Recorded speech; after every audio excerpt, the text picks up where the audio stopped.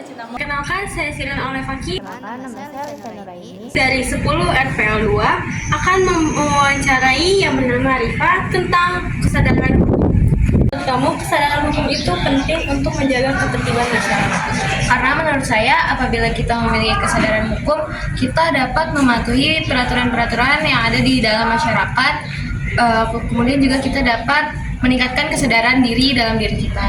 Ya baik, yang kedua, menurut kamu apa alasan orang sering banyak mengabaikan hukum meskipun tahu resikonya itu berbahaya? Menurut saya, orang-orang seperti itu karena mereka beranggapan bahwa mereka bisa lolos dari konsekuensi tersebut atau risiko tersebut dengan mudah. Jadi mereka mengabaikan hukum-hukum yang telah ada. Pertanyaan terakhir, bagaimana cara yang efektif untuk meningkatkan kesadaran hukum di kalangan anak muda? Menurut saya bisa seperti diadakannya seminar menarik, kemudian diskusi interaktif ataupun misalnya ada konten-konten di media sosial. Ya baik, terima kasih atas jawabannya. Narasumber yang bernama Firjin tentang hukum, yaitu kenapa menurut kamu kesadaran hukum itu penting untuk menjaga ketertiban masyarakat? Menurut saya pribadi penting karena kalau seandainya kita lemah dalam sebuah hukum untuk menertibkan sebuah ketertiban masyarakat, itu akan mendampakkan buruk kepada kita semua. Dimana salah satu itu ada banyaknya melanggar sebuah ketertiban lalu lintas. Yang kedua, menurut kamu apa alasan banyak orang sering mengabaikan hukum meskipun tahu resikonya itu sangat tinggi? Karena mereka itu masih suka lalai atau masih kurang adanya kesadaran diri kepada sebuah tata tertib tersebut. Pertanyaan terakhir, bagaimana cara yang efektif untuk meningkatkan kesadaran hukum di kalangan masyarakat muda? Salah satunya itu kalau menurut saya yaitu adalah adanya sebuah edukasi atau adanya sebuah webinar untuk para pemuda Indonesia untuk menjelaskan sebuah pentingnya sebuah hukum di kalangan Indonesia ini. Oke, baik, terima kasih atas jawabannya. Nah, di sini saya bersama narasumber yang ketiga yang bernama. Perkenalkan, nama saya Dinda. Nah, pertanyaan pertama yang ingin saya tanyakan, apa sih perbedaan hukum adat dan hukum Islam menurut kamu? Jadi perbedaan utama hukum adat dan hukum Islam terletak pada sumber, cakupan wilayah, penerapan sistem peradilan, status dalam hukum nasional, serta tujuan dan nilai dasar masing-masing.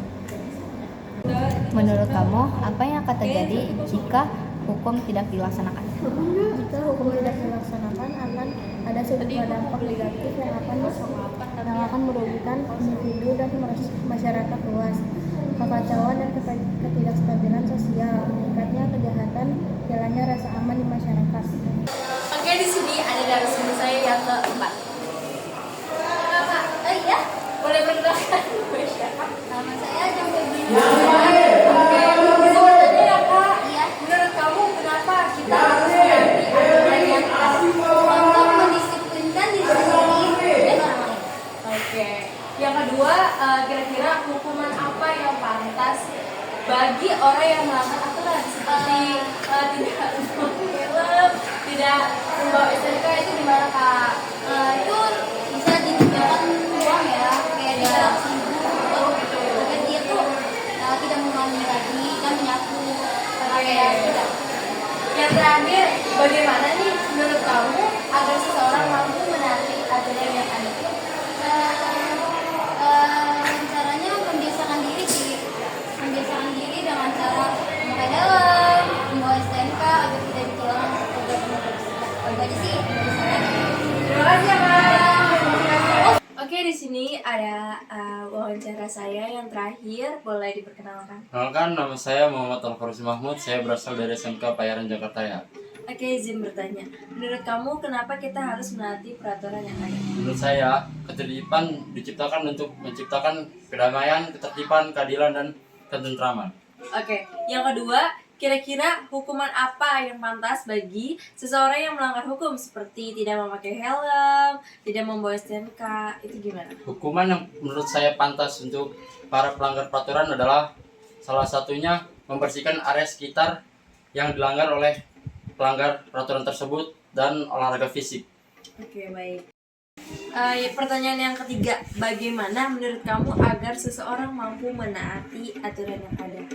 Menurut saya yang harus pertama kali dilakukan oleh para petugas keamanan adalah mengedukasi masyarakat itu sendiri. Karena bagaimanapun percuma kalau misalnya kita mengedukasi semua orang, sedangkan kesadaran diri mereka itu tidak ada. Itu pendapat saya. Oke, terima kasih.